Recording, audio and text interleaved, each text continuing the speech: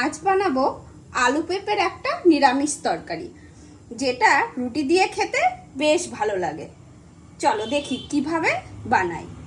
প্রথমেই গ্যাসটা অন করে কড়াইটা একটু গরম করে নিতে হবে। তারপর এতে সর্ষের তেল দিতে হবে। সর্ষের তেলটা একটু গরম হয়ে গেলে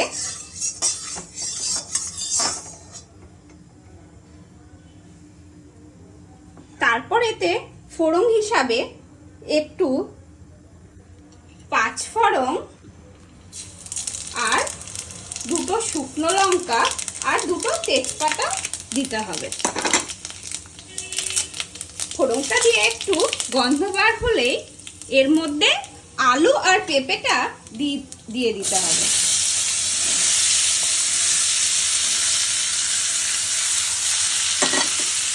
এবার আলু আর পেঁপেটাকে ফোড়নটার সঙ্গে একটু ভালোভাবে ভেজে নিতে হবে।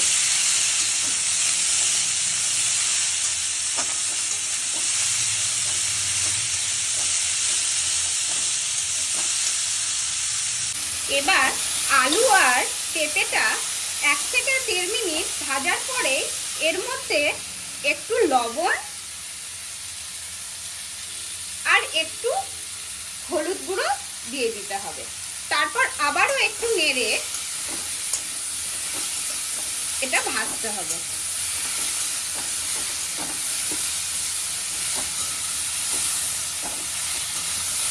এবার আর একটু ভাজা হলে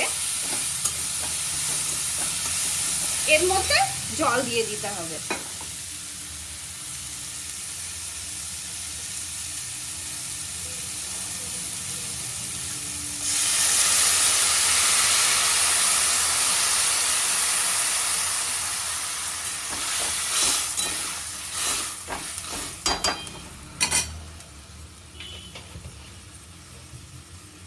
তারপর এর মধ্যে দুটো আস্ত কাঁচা লঙ্কা আমি দিয়ে দিলাম।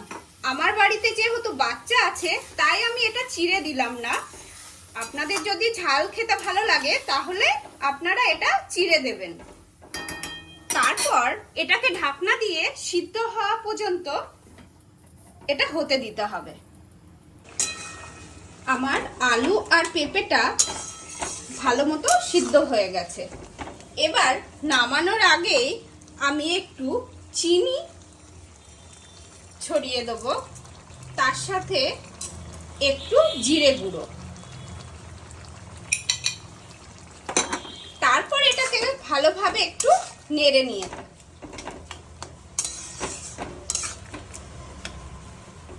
এবার 2-1 মিনিট এটা একটু নাড়াচাড়া করে নামিয়ে নিতে হবে।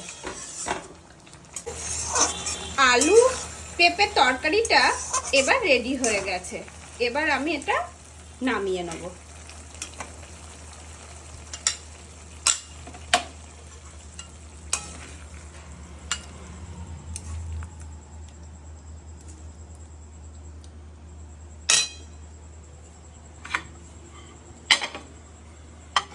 আজকে ডিনার রেডি।